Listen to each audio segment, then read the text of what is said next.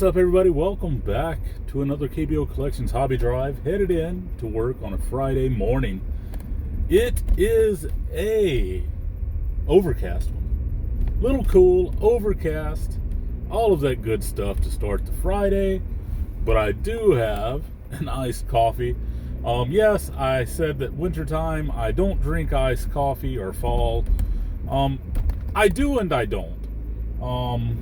Basically, I drink hot coffee, usually if I am doing it at home or if I'm going to a cafe. If I'm just grabbing a coffee on the run, it's often iced because they're just easier to handle, you know. So anyway, that's just kind of the way I do things. So yeah, so headed into work this morning, I don't have a lot to talk about. I really don't. A couple of things that I wanted to touch on. And it's kind of funny. I say I don't have a lot to talk about, but then I'm like, I'm going to talk on a couple of things. Yeah. So the first thing is Topps Allen Ginter. I've been watching a few rips of it. Absolutely love it. There are some cards that I really want. Some of the retired legends, I would like to have some of those cards. Definitely would love to have some cards of John Daly. Would love to have some cards of Chuck Norris. Different ones, different people like that. So some sport and some non-sport, a little of both. Now, I was talking about buying a box of Allen Ginter, but there were some kind of, some stipulations behind it. One, it was, going to have to be local. Two, it was going to have to be at a reasonable price, like less than I could buy it for if I bought it and shipped it from the U.S., that kind of deal, stuff like that. And my LCS saved me the burden. They did not get any 2024 Topps Allen Ginter, which it's not honestly, that is not a surprise to me, because Topps Allen Ginter is honestly, to me, it is a collector's product. Now, that doesn't mean there aren't cards that are worth a lot of money in it and things like that. That's not what I mean. But to me, Topps Allen Ginter is it's really a product that you go in, you buy to collect because you like some odd cards, or you like the old feel and look, things like that. It's not like your new shiny stuff, and all of that that's all serial numbered and all of this and all of that. It's not like your kaboomies, It's a very different beast, and as a result, I would argue that it causes most investor types, I'm not going to say all, most investor types to stay away, right? And as a result, I'm saying that it's more of a collector's product. Now, the thing is, with that being said, with me saying that it's more of a collector's product, then why doesn't the LCS here in South Korea have it? Well, Korea is more of an investor mentality when it comes to cards versus a collector mentality in a lot of cases that I have seen. And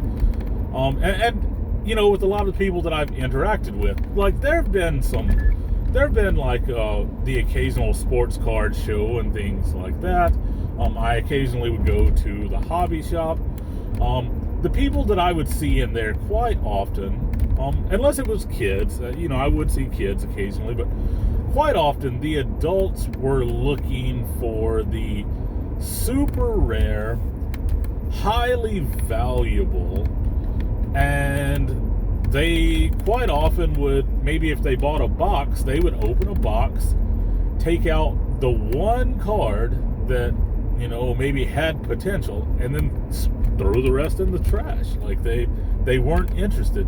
They were only interested in the, return or the potential return of one or two cards. And so, and a lot of the times, like, also a lot of the people that I've talked to, a lot of their collections are smaller. Like, a lot of them have small collections. But here's the thing. You have to understand, in a country like South Korea, people don't live in big houses. They don't have basements. They don't have huge closets. They don't have all of this stuff like we do in America, in the West, So they have to taper their expectations as collectors. So that leads to a lot of more of an investor mentality. Small, expensive collections, So Topps Allen Ginter often doesn't fit within that mold, It's not necessarily a small collect, or it's not for people that want small collections a lot of times, because it's just a normal type product. But anyway, so that's a little bit about collecting in South Korea, because like I said, really, we don't have space. I've got a spare room, but my spare room doubles as my card room. It doubles as my photography room. It doubles as my guest room if somebody comes over and stays. Like, it has many uses. And I'm not saying like that's not the case in America as well with a lot of people. That's not what I'm getting at.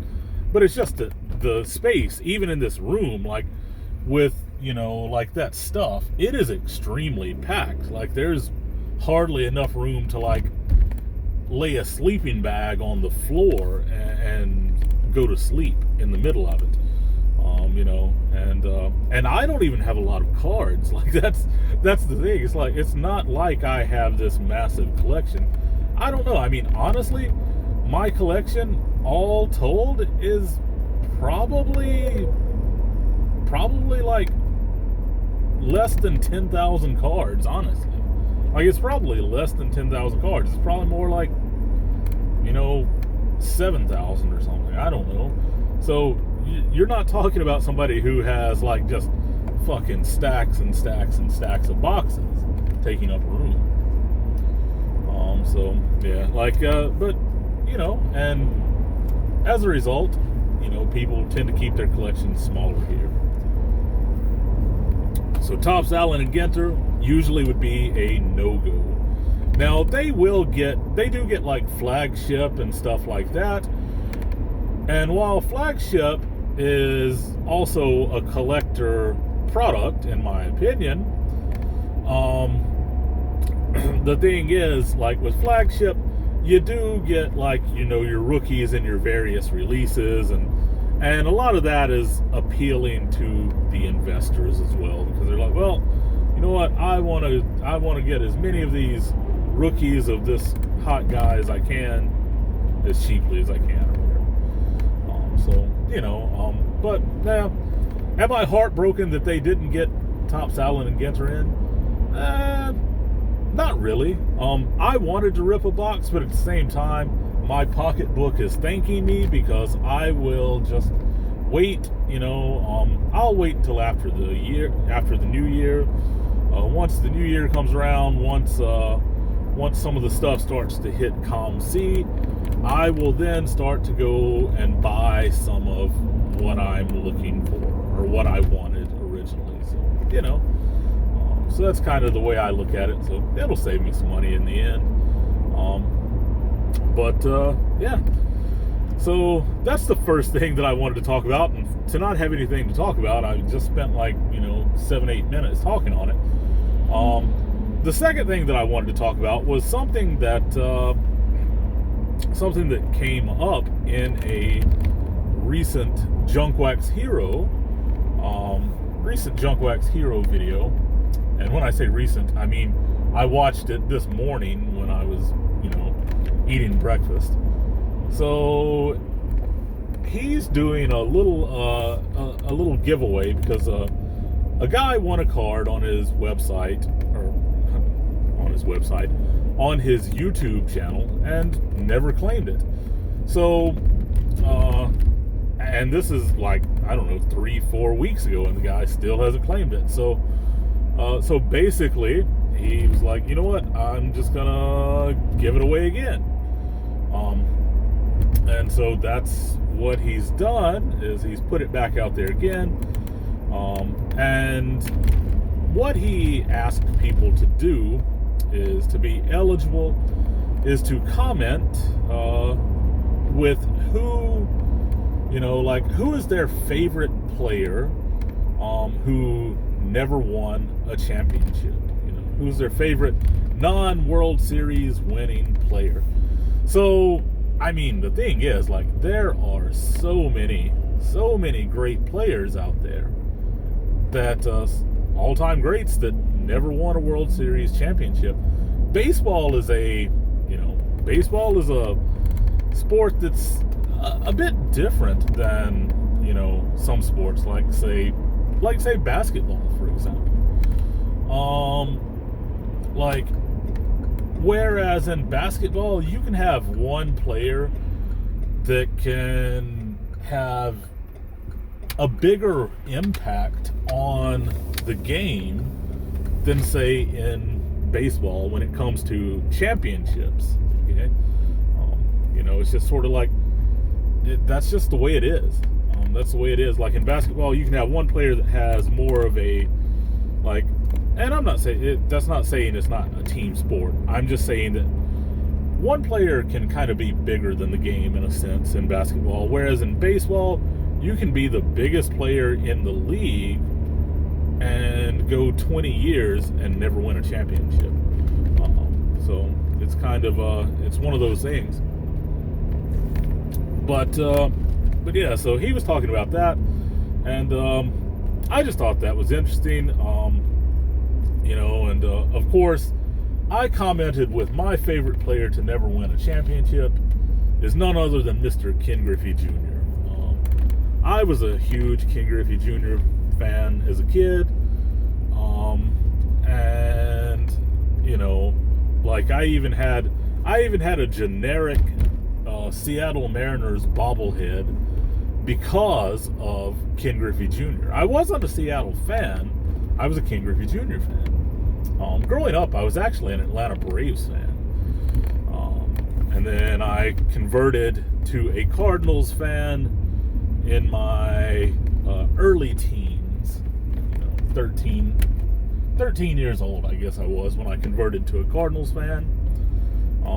And that's because that was the first team that I saw first official MLB team. I had seen minor league teams, but that was my first, major league game. The St. Louis Cardinals in Busch Stadium in 1993. So, like, that's when I became a Cardinals fan. But yeah.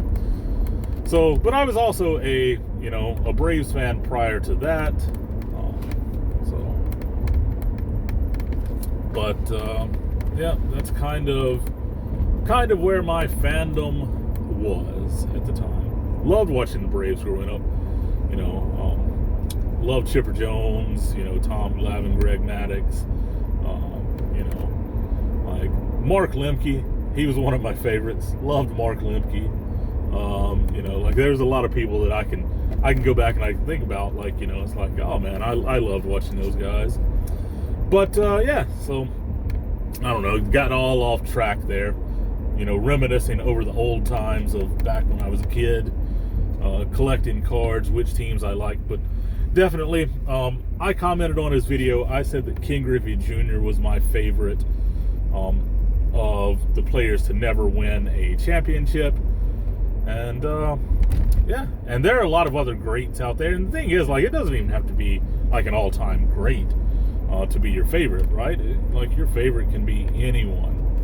So yeah, so go over to his channel, check that out. Go ahead, get in on his giveaway there. So I'll leave a link to the video, excuse me, in the comment, or not in the comments, but in the description. So I'll leave a link to that, so you can easily click over. But yeah, so that's kind of all I had for today. 15 minutes to have not had anything to say. So I appreciate you listening. Hope you enjoyed it. Please leave a like, a comment, and subscribe. I will catch you on the next one. Peace.